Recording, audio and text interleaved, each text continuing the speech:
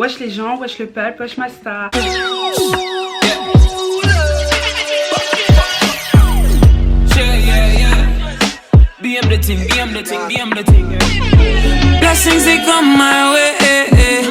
Aujourd'hui, c'est ma première vidéo. Bonne année, bonne année, bonne année, bonne année, bonne année. Plein d'argent, santé, surtout la santé les gars, c'est très important. Je souhaite à tous une très bonne année. Donc les gars, aujourd'hui on se retrouve pour la vidéo. Donc comme vous avez vu dans le titre, ça sera mon bilan de 2021, début 2022. Bref, on va parler. Donc pour commencer mon bilan les gars, je vais commencer par l'année 2020 pour que vous puissiez comprendre mon chemin jusqu'à fin 2021 et maintenant début 2022 pardon. Donc du coup l'année 2020, vous connaissez déjà, Corona, téléphone. Je sais pas ce qu'il voulait, pourquoi il est venu, on sait pas, bref Corona, très nul. En juin 2020, j'ai eu un événement qui a bien changé ma vie jusqu'à aujourd'hui et qui je pense a changé ma vie à jamais. J'ai eu un événement qui a changé ma vie, etc. et tout. Et voilà, donc en juin 2020, j'ai perdu ma maman. J'ai perdu ma maman, franchement les gars, j'ai vraiment beaucoup réfléchi avant sur cette vidéo, mais ouais, pour que vous puissiez comprendre la continuité de ma chaîne et moi, je trouve que c'était important. Donc du coup voilà, j'ai perdu ma maman. Et les gars, genre j'étais tellement choquée. Jusqu'à aujourd'hui je crois que je suis choquée. Mais j'étais trop choquée, je vous dis la vérité.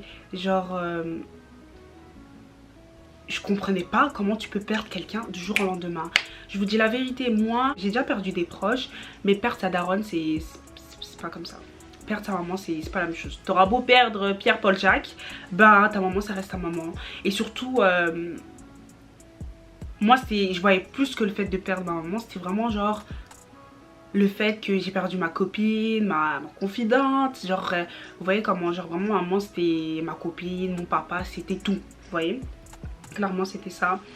Et j'étais vraiment choquée. Parce que franchement les gars, quand on dit que ça n'arrive pas qu'aux autres, ça n'arrive pas qu'aux autres. Clairement c'est ça n'arrive pas qu'aux autres. Et franchement avant que je continue les gars, franchement un parent c'est sacré.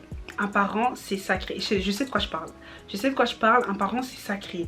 J'en ai certains, je vous vois beau tiens fière. Oh, wesh.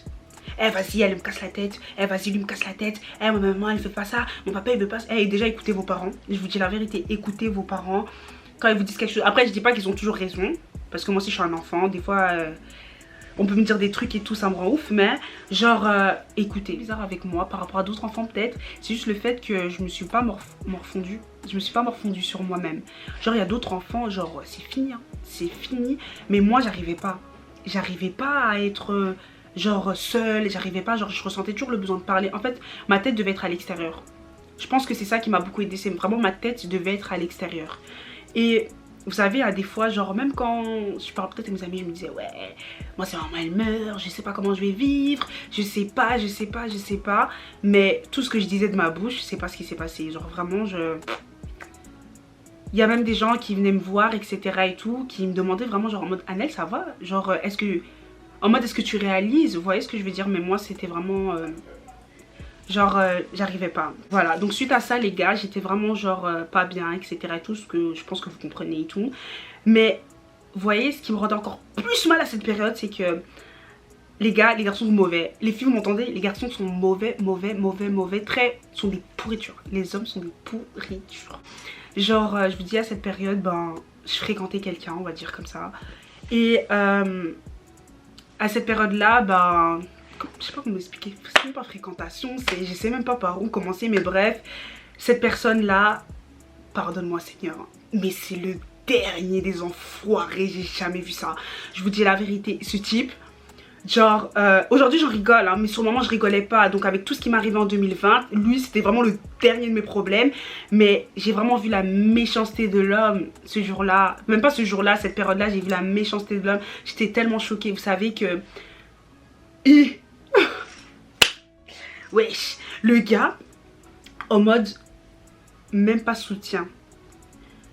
Pour qu'il vienne me dire mes condoléances, je crois. C'était parce qu'il y a eu un truc avec mon cousin qui a fait que il est arrivé chez moi.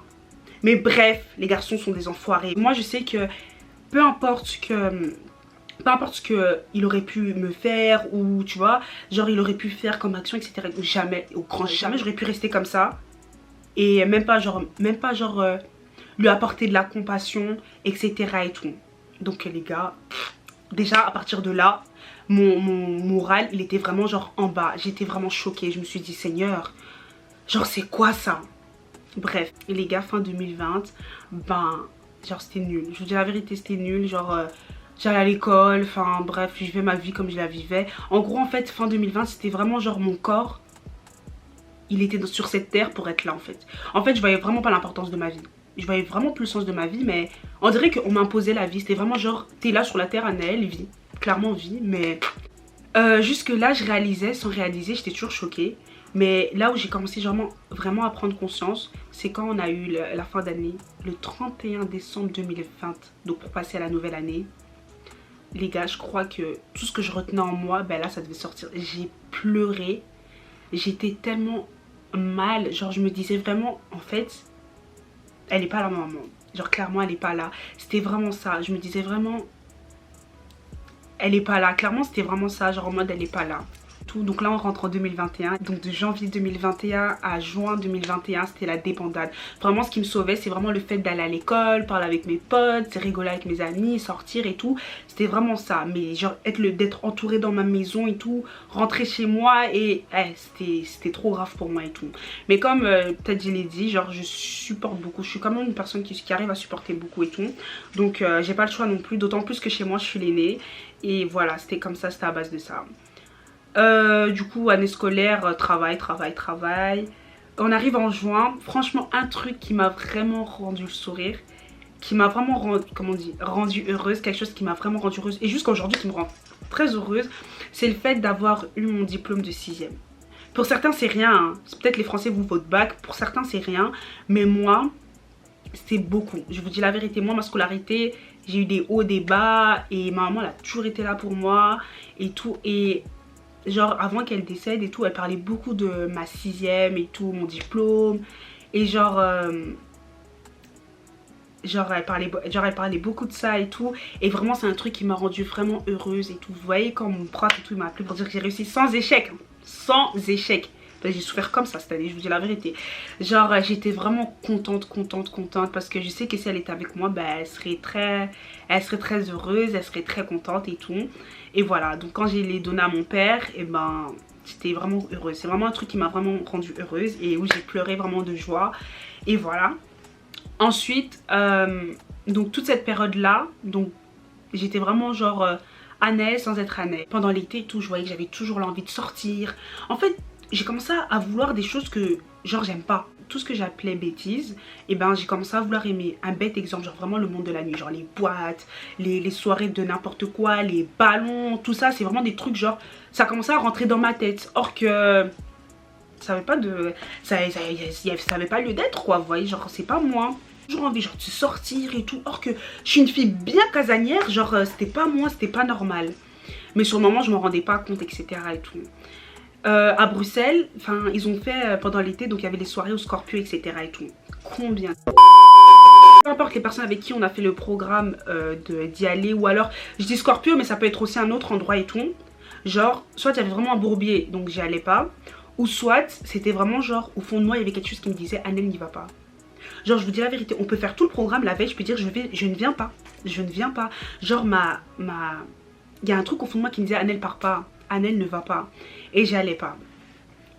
Donc du coup après j'ai passé mon été, je me suis amusée, etc. et tout. On arrive en septembre. Septembre c'est là que c'est le début du changement dans ma vie. Voilà, c'est le début du changement dans ma vie. Septembre j'ai commencé un peu à reprendre conscience, mais j'étais dedans, dehors, dedans, dehors. Au mois d'octobre il y a mon anniversaire. Donc à partir de mon anniversaire c'est là que tout a changé. Parce que vous voyez, donc j'ai organisé mon anniversaire et quelques semaines avant mon anniversaire, ben les gars, genre je sais pas comment vous expliquer, mais j'ai commencé à avoir une grosse remise en question. Une grosse remise en question. C'était tellement grave. Je comprenais pas. Je ne comprenais pas. C'est venu comme ça. Genre ma remise en question. Et j'étais arrivée à un stade où même je devais annuler mon anniversaire. Je voulais annuler mon anniversaire. Mais après, je sais pas, j'ai fait la têtue. J'ai quand même fait. Le jour de mon anniversaire. Donc on était au resto, etc. et tout. Et pendant mon anniversaire, je sais pas. Hein, normalement, les gens ils sont contents. Ils fêtent et tout. Moi, j'étais contente et tout sur mon anniversaire, vous savez. Mais genre pendant mon anniversaire, quand on était assis sur la table du resto, ben je regardais autour de moi. Je regardais les personnes qui étaient autour de moi et je me posais seulement une question: pourquoi elle est là? pourquoi cette personne est là. Pourquoi, c'est vraiment à base de pourquoi je l'ai invité, pourquoi. C'est vraiment des pourquoi et tout. C'était vraiment le pire anniversaire de ma vie, je vous dis la vérité, genre je sais pas. Le lendemain de mon anniversaire, quand je me suis réveillée, genre là, on dirait que ma tête, elle était revenue, genre elle a repris son sens en fait. Genre ma tête, on dirait qu'elle a repris son sens, mon cerveau, on dirait il est revenu en place, il s'est dit Annelle, là tu vas commencer à redevenir bien et tout. J'ai commencé à me poser encore beaucoup plus de questions. Ça a commencé d'abord par mon entourage. Genre mon entourage, clairement c'était à base. Donc mon entourage, c'est qui elle? Quand je dis c'est qui, c'est vraiment cette personne, elle est qui pour moi, quel rapport elle a dans ma vie, ils ont vraiment une grosse remise en question à propos de mon entourage, mes amis, etc. et tout. Donc c'était ça. Ensuite, du coup, c'était bizarre et tout. Genre sur Insta, depuis ce jour-là, je commençais à tomber à chaque fois sur des trucs, des choses chrétiennes, des trucs comme ça et tout. Donc je tiens à préciser que moi, c'est pas genre maintenant que je découvre Dieu. Genre, enfin, qu'on me montre Dieu. Enfin, vous avez compris un peu. Genre, chez moi, j'ai toujours grandi, l'église, la prière, etc. et tout. Donc, les gars, je vous dis que je tombais toujours sur des trucs comme ça et tout. Mais je me disais, des fois, je passais, des fois, j'écoutais. Donc, je négligeais ça et tout. Jusqu'à un jour où je suis tombée sur le live de Ndrillos. Ndrillos, je sais pas. Mais en tout cas, le fiancé de Lady Nella, la youtubeuse. Ben cet homme, ben de base, moi quand je le suivais pas, mais je savais qu'il faisait un peu des trucs, genre des musiques, bref, mondaines, des trucs comme ça et tout. Comment il était habillé, tout. Genre le type, il était tellement simple, pas l'habitude de ce qu'il montre, enfin qu'il montrait, que moi je savais sur lui et tout. J'ai commencé à m'intéresser, j'ai commencé à regarder les lives, et en gros dans ce live, il expliquait qu'il était revenu à Christ. Donc il expliquait toutes ses histoires, etc. et tout. Et le seul truc qui m'est venu, c'est Seigneur, si le Seigneur il a pu le changer, et pourquoi pas moi? Pourquoi pas moi? Et du coup, à partir de là, ben, j'ai commencé à plus m'intéresser sur les choses de Dieu. Ça a commencé par d'abord regarder les prédications, des trucs comme ça et tout. En gros, les gars, ben, je suis revenue à Christ, pour la faire courte, parce que je pense que ma vidéo soit très longue. Peut-être je ferai une autre vidéo un jour sur ça, mais pour expliquer en détail, mais bref. Je me suis rendu compte qu'en fait, le vide qu'il y avait en moi durant toute cette année, parce que 2021, je me suis sentie tellement seule, je vous dis la vérité. Je me suis sentie tellement seule et tellement genre... en fait, tellement seule et vide, clairement, que... genre je me suis dit là, c'est même pas je me suis dit, c'est vraiment en fait je pense que c'était ça, genre il me fallait Dieu. Voilà, c'est comme ça que mon année se termine en fait. En fait, vous voyez, genre si je dois retenir quelque chose de mon année, c'est vraiment novembre-décembre. Parce que c'est le mois de novembre-décembre qui a changé toute ma perception de toute mon année. Genre novembre-décembre c'était tellement un 10, genre le fait d'être revenu à Christ, je vous jure que ça a changé ma vie. Que ça soit moi, que ça soit ma marche, que ça soit genre à l'école ma manière de penser, genre vraiment... ça a changé, et c'est pas genre c'est moi qui ai changé ça, c'est vraiment ça m'a changé. Et genre là maintenant par exemple, à l'heure que je vous parle, et ben je vois autrement le décès de ma mère. Genre ma vie même je la vois autrement. Et quand je dis que Jésus change, ben Jésus change, clairement Jésus change. Et voilà, c'était vraiment ça. Pour finir avec mon bilan, attendez, je vais rajouter un truc. Les gars, vous savez aujourd'hui j'ai plus ma maman, mais un truc je vous dis hein, qui me rend heureuse. Ma mère elle est partie. Et il n'y avait pas un truc que je me reprochais, voilà. J'avais pas un truc que je me reprochais quand ma mère est partie. Un truc genre que tous les jours je me dis, hey, s'il y a quelque chose les gars, cherchez à régler. Peu importe la personne, hein, je vous dis là, je dois clôturer franchement. La seule personne qui peut vous aider dans une situation comme ça, c'est vraiment Dieu. Et moi je l'ai vécu. Bon là je ne vous ai pas trop expliqué en détail, mais moi je l'ai vraiment vécu. Et je sais que sans ça, bah, je serais encore dans ma période bizarre là, à vouloir sortir je ne sais où. Et or que là, non, vous voyez, donc c'est vraiment Dieu. Même les filles, je vous dis la vérité, hein, un truc qui me cassait vraiment la tête, c'est quand ma mère, elle me disait, ouais, Annelle, t'es une fille, regarde un peu, tu vois, moi je travaille, etc. et tout. Mais regarde, maman, elle est à la cuisine, tu peux regarder un peu maman, quand elle fait ça. Je dis pas que c'est toi qui dois toujours être à la cuisine, mais regardez. Des fois je faisais la têtue, hein, je vous dis la vérité, je faisais la têtue, ah vas-y j'ai le temps d'apprendre à cuisiner, j'ai le temps d'apprendre tout ça, et je suis jeune, j'ai 17 ans, et qu'est-ce qu'elle me veut et tout, vous voyez. Le temps, aujourd'hui on est où? Aujourd'hui on est où? Et je vous dis, hein, genre, si j'avais pas écouté un minimum aujourd'hui, genre, je serais où? Clairement, je serais où? Parce qu'aujourd'hui et tout, genre, elle est d'office, vous savez bien, genre, j'ai de la famille, donc j'ai mes tantes, etc. et tout, ok.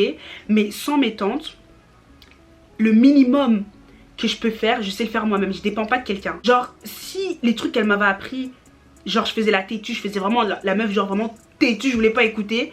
Aujourd'hui, qui allait faire manger? Parce que comme je vous ai dit, je suis l'aînée et tout. Moi j'ai des petites soeurs. Si j'écoutais pas ce que ma mère me dit, qui allait apprendre quoi à mes soeurs? Qui allait déjà m'apprendre, avant de commencer par ma soeur, qui allait m'apprendre à moi? Qui allait m'apprendre à moi? Une tante? Quelqu'un de l'extérieur? On apprend toujours, donc jusqu'à aujourd'hui j'apprendrai toujours, vous voyez. Mais le minimum, enfin le maximum qu'elle a pu m'apprendre, aujourd'hui sans mes tantes, ben je peux le transmettre à mes soeurs, vous voyez. Genre, donc écoutez, franchement quand ta daronne elle dit ouais, t'es une fille hein, genre elle te dit ouais, va, regarde un peu on fait ça, moi si il faut aller cola, genre hein, tu vois, écoute. Et ça vous savez que je le dis même à mes petites soeurs, je dis toujours à mes petites soeurs, heureusement, vraiment heureusement, si j'avais vraiment fait la têtue, mais naïveté, ma mère aujourd'hui elle a fait un bon boulot avec moi, vous voyez ce que je veux dire, elle a fait un bon boulot avec moi et voilà. Donc ça c'était tout pour mon année. Ça sera toujours un peu le même contenu, mais je vais rajouter un peu plus tout ce qui est partage par rapport à la vie chrétienne, etc. et tout, parce que quelque chose qui m'a beaucoup aidé, c'est le fait de regarder des gens qui étaient comme moi. Vous voyez, moi je suis encore jeune, enfin jeune, genre j'ai encore beaucoup de choses à apprendre, je voulais dire, genre j'ai beaucoup de choses à apprendre, ben on peut apprendre ensemble, vous voyez ce que je veux dire, on peut apprendre ensemble, c'est vraiment le partage, genre que j'ai vraiment envie d'instaurer sur ma chaîne. L'année elle a déjà commencé, franchement l'année je la vois super bien, j'ai vraiment quelques objectifs et tout que j'ai envie d'atteindre cette année et je sais que par la grâce de Dieu ben j'y arriverai et que franchement ce sera une année de bénédiction et je le proclame. Ça sera une année de bénédiction, faut que je me donne les moyens, genre c'est pas genre je mets des objectifs et puis je fais la meuf en mode j'ai la flemme et tout, genre c'est dur mais je dois me donner les moyens d'atteindre ce que j'ai envie d'atteindre et je rentre en sachant qui est qui. Ça veut dire qu'aujourd'hui, je sais que dans mon entourage, qui est connaissance, qui est ami, qui est famille, qui... Je sais qui est qui. Je sais ce que je veux. J'ai mes objectifs à atteindre. Donc vraiment, avec ces deux bases-là, bah, je sais que ça va être une très bonne année pour moi. Et j'ai Dieu. Ça, c'est le plus important. J'ai Dieu. Et je sais que... vraiment mon année elle va bien se passer. Elle grave dit ouais j'ai posté régulièrement et tout. Cette année on va pas trop parler, on va juste faire le taf. Et voilà. Donc on arrive à la fin de la vidéo, j'espère que la vidéo t'a plu. Si la vidéo t'a plu n'hésite pas à liker, commenter, partager. On se dit à la prochaine pour une nouvelle vidéo.